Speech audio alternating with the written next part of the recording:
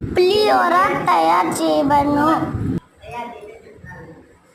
KG బియ్యానికి 150 గ్రాములు చింతపండు, 100 గ్రాములు బెల్లం, నూనె 1/4 కిలో, వేసిన గుడ్లు, పచ్చిశనగపప్పు, మినపప్పు, ఆవాలు, కరివేపాకు, ఇందులో పచ్చిమిరపకాయలు.